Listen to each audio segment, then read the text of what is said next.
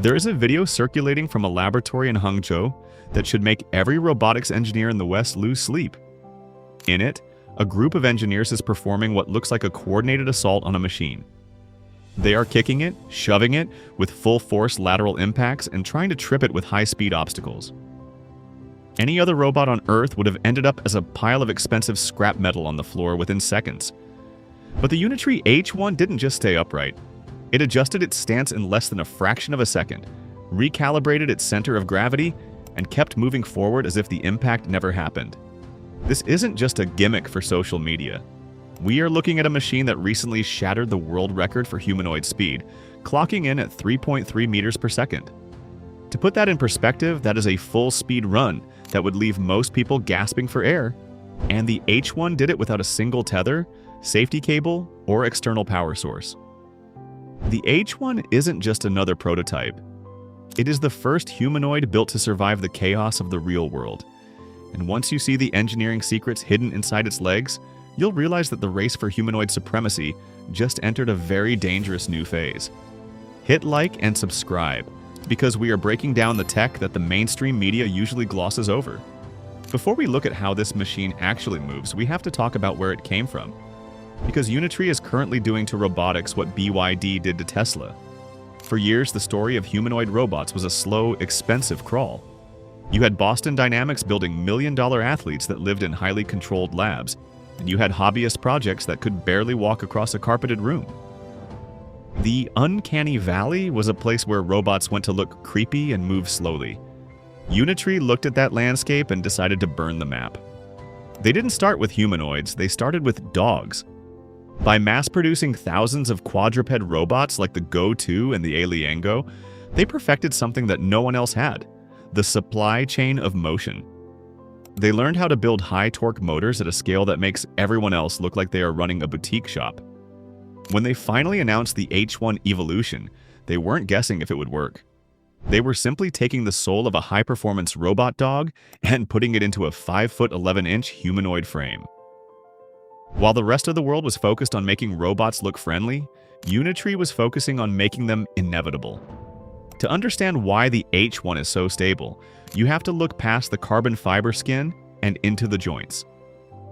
Most humanoid robots use off-the-shelf actuators or modified industrial motors that aren't designed for the sudden, violent stresses of walking on two legs. Unitree did something different. They developed the M107 permanent magnet synchronous motor. These are the heartbeats of the H1. Each of these motors in the hip and knee joints can produce a peak torque of 360 Newton meters. That is a staggering amount of rotational force for a machine that only weighs about 47 kilograms. In simple terms, the H1 has more leg strength relative to its weight than a professional powerlifter. This is why, when you see those engineers kick the robot, it doesn't just resist, it uses that massive torque to plant its foot with such authority that it creates its own stability through sheer force. This isn't balance, it's physical dominance over gravity. But power is useless without a way to see where that power is going. The head of the H1 isn't a face. It's a sensor suite that would put a self-driving car to shame. At the top of the unit sits a Livox MID3603D LiDAR system. This sensor doesn't just see obstacles, it maps the entire 360-degree environment in a high-density point cloud. It knows the exact height of a curb, the density of a crowd, and the trajectory of a moving object long before it ever makes contact. This is supplemented by an Intel RealSense D435 eye-depth sensing camera. While the LiDAR handles the long-range map, the RealSense handles the near-field awareness, allowing the robot to navigate complex terrain with millimeter precision. All of this data flows into a central processing unit, usually an Intel Core i7 class processor, that is running calculations at hundreds of hertz. The robot isn't thinking about walking, it is reacting to the ground in real time. What makes the H1 truly unique in the 2026 landscape is how it handles its own mistakes. Most robots are programmed with if-then logic. If you trip, move your foot here. The H1 uses something far more advanced: reinforcement learning-based gait control. This means the robot wasn't programmed by a human.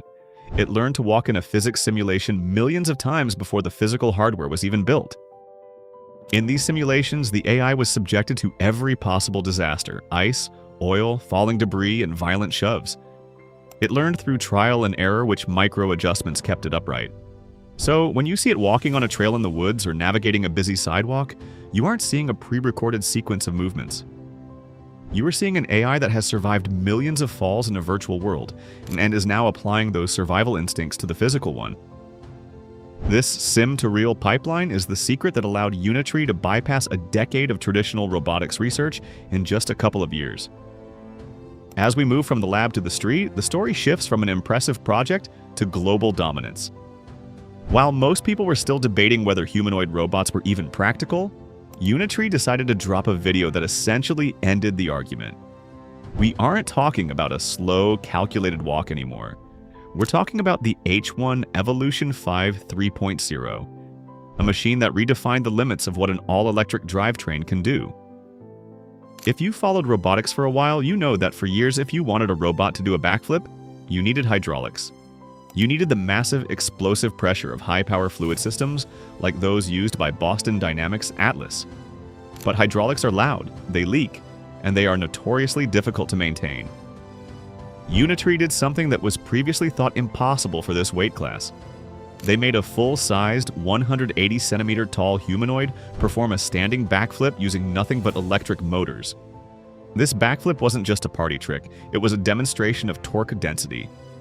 To flip a 47-kilogram frame through the air and land it with enough precision to avoid shattering the leg joints, you need to deliver massive amounts of power in a millisecond window. This is where those M107 motors truly prove their worth. Most electric motors fade under high load. They can't sustain the peak torque required for explosive movements. But the H1's power system is designed for high current bursts. When the AI triggers the jump command, the power delivery to the knees and hips is so intense that the robot achieves liftoff before the human eye can even register the preparation. And because the H1 uses the 500 Hz control loop, it is adjusting its limb position 500 times every second while it's upside down in the air. This level of mid-air spatial awareness is what separates a world-class machine from a toy. But as impressive as the H1 is, it's not alone in the arena. To truly understand its place in history, we have to look at the massive rivalry brewing between Unitree and Tesla's Optimus. This is the Ford versus Ferrari of the 21st century. On one side, you have Elon Musk and the Optimus Gen 3.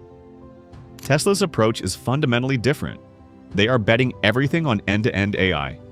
They want the robot to see the world through cameras, process it through the same FSD computer used in their cars, and think its way through tasks.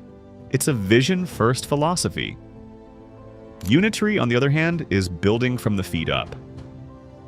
Their philosophy is that a robot must first be a master of physics. While the Optimus Gen 3 is designed for the high-precision environment of a car factory, sorting battery cells and walking on smooth concrete, the H1 is built for the chaos of the outdoors. The H1 is faster, it's more agile, and most importantly, it's actually shipping to customers right now. You can't talk about the H1's intelligence without looking at its dual-brain architecture.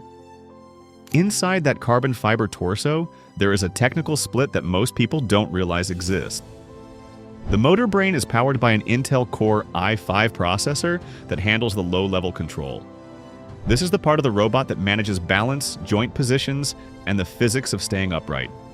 It's the instinctive lizard brain.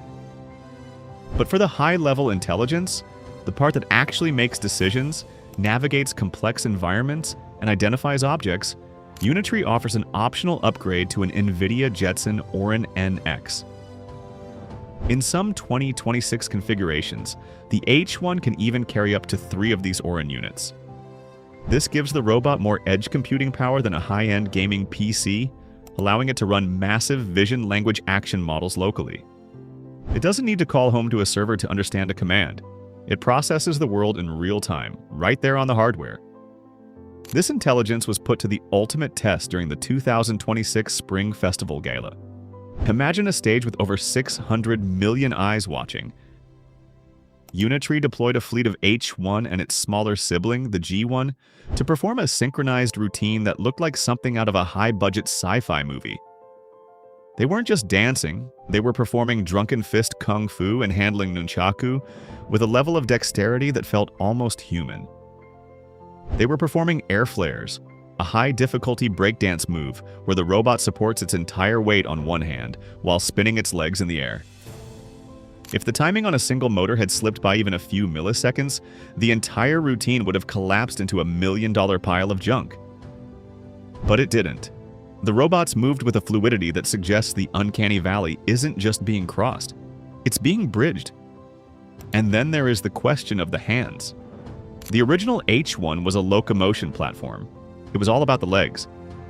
But the 2026 H1-2 Evolution has introduced the inspired dexterous hands. These aren't just simple grippers, they are 7-degree of freedom appendages that can feel the difference between a glass bottle and a plastic cup. Using force-position hybrid control, the H1 can now perform tasks like opening doors, picking up tools, and even folding clothes. This is the moment the H1 stopped being a running machine and started being a worker. Unitree is positioning this as a universal platform. They provide the hardware and the survival AI, and they leave the SDK wide open for developers to build specific applications. Whether it's for hazardous site inspection, elderly care research, or even last-mile delivery, the H1 is designed to be the Windows of the physical world, a stable OS that anyone can build on. But the real shockwave isn't the tech, it's the price. In the robotics world, full-sized humanoid usually translates to $500,000. Boston Dynamics Atlas isn't even for sale, it's a research tool. The Apptronic Apollo and the Figure 02 are priced in the mid-six figures for early partners. Unitree shattered that glass ceiling by listing the H1 at approximately $90,000. Now, that might sound like a lot for a consumer, but for a research lab or a logistics company, that is a bargain. And they didn't stop there. By launching the smaller G1 for just $16,000, Unitree has effectively commoditized bipedal movement. They are using the same high-torque motors, the same LiDAR systems, and the same sim-to-real AI pipelines across their entire lineup. This allows them to scale their manufacturing in a way that their Western competitors simply cannot match. While the West is building handcrafted masterpieces, China is building a fleet. This lead in manufacturing speed creates a data loop that is almost impossible to break. Every time a research university in Europe or a tech firm in the US buys an H1 and starts training it on new tasks, the collective knowledge of the platform grows. Because the H1 uses a standardized ROS2 framework, improvements in gate control or object recognition can be shared across the entire ecosystem. We are witnessing the birth of a global robot brain. The H1 is the physical vessel for this evolving intelligence. It is a machine that is literally getting smarter and more stable every single day as more units are deployed into the wild. But the H1 isn't just a laboratory curiosity. It is the spearhead of an industrial invasion that is currently triggering alarm bells in the highest levels of government. In early 2026, the conversation around Unitree shifted from impressive tech to national security threat.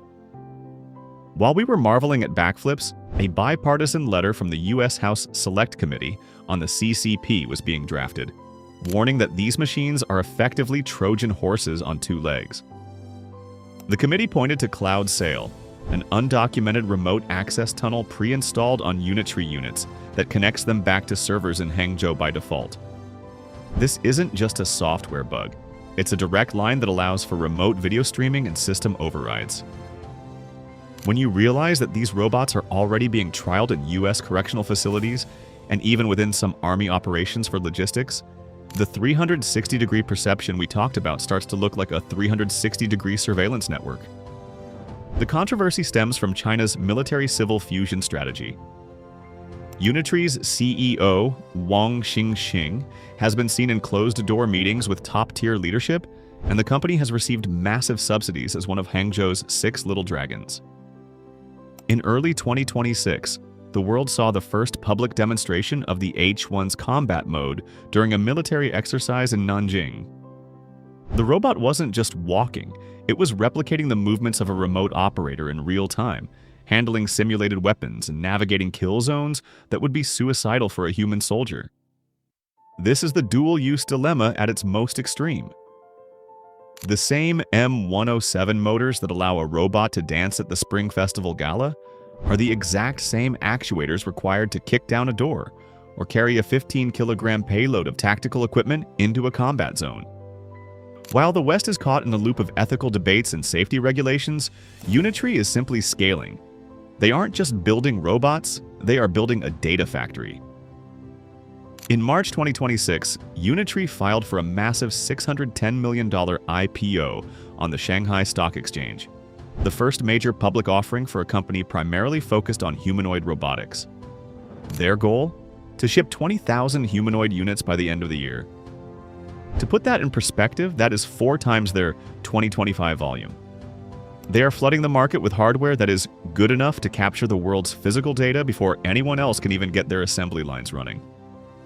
They've even launched the Humanoid App Store, a modular ecosystem where developers can download specific skills for their robots, everything from industrial welding to elder care. By making the hardware affordable and the software open, Unitree is turning the global research community into their own R&D department. This brings us to the final showdown, Unitree versus the world.